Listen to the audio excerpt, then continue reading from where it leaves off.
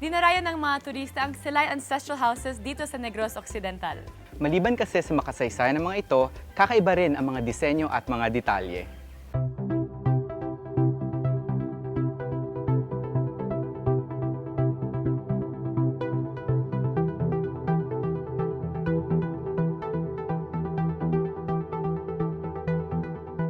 Good morning from the very historical Balay Negrense here in Silay.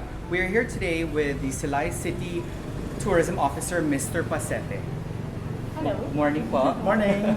Can you tell us a little bit of background or a short history lang po na dito sa Balay Negrense? After the November 5, 1898 revolution, the Spaniards surrendered to the Filipinos. This Balay Negrense was a witness to the grand parade of the Filipinos after the revolution. Now there was the Republic of Negros, wherein we were independent, and then a few months later came the Americans. So the Americans considered Linons as good partners in sugar industry. That started the booming of culture, of trade, commerce, and industry in Silay.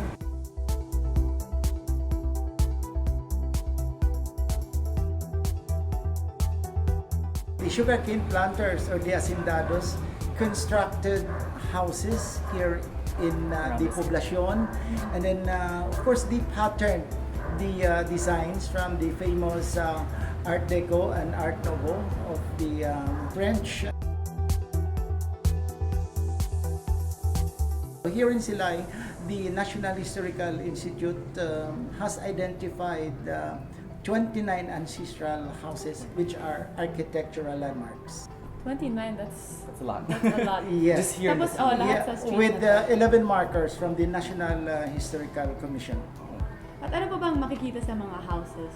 This is a combination of Art Nouveau, Art Deco, the early American colonial.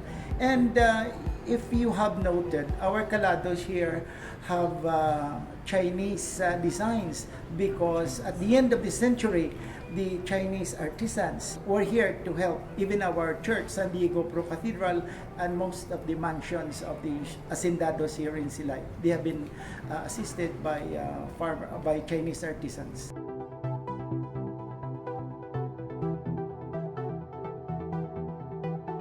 How did the Silay as a city preserve all of these houses? It is easy because we have here a heritage ordinance wherein you cannot demolish your houses here in Silay without the approval of the city council, and you cannot construct houses here in Silay if they are not blending with what is provided in the heritage ordinance. You cannot destroy the facade. You can improve the interior of the existing houses, but the facade should remain as is because we have considered Silay as a museum city or the city of museums. Sana ganyan sa buong Pilipinas, Exactly. diba? It's very nice Dapat that it's preserved. maintain the structure Yes. para nandun pa yung history, The diba? history.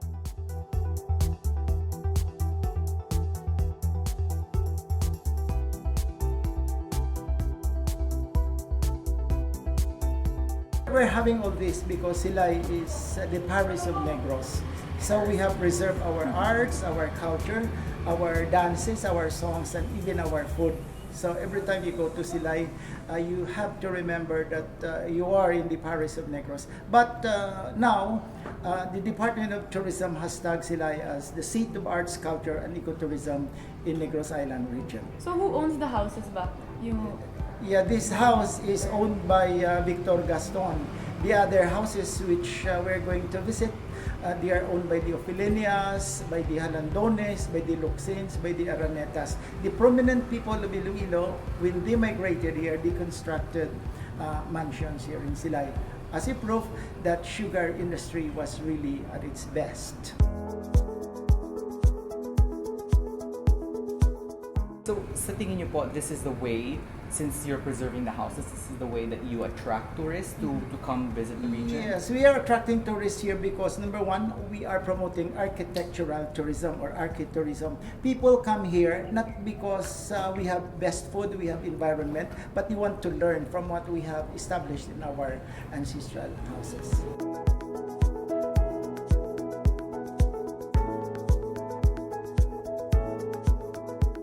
paki-invite naman po yung mga viewers natin para they can come here to Bacolod and visit yung mga Silay houses. Sure, we are inviting our visitors, our tourists, our friends. Please come to Silay. This is the State of Arts, Culture and Ecotourism in Negros Island region.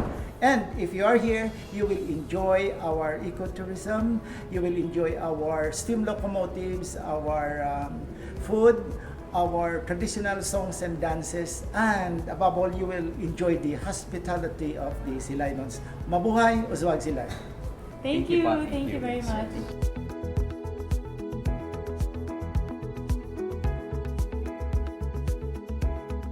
And that's it for today's episode. Of course, we'd like to thank GT Hotel and 21 Restaurant for hosting us. We'll see you next week for another extraordinary biyahe. Dito lang sa Tripinas! Loving the islands, feeling the fun. These are the islands of our dreams. Endless summer, endless fun. Chasing sunsets forever.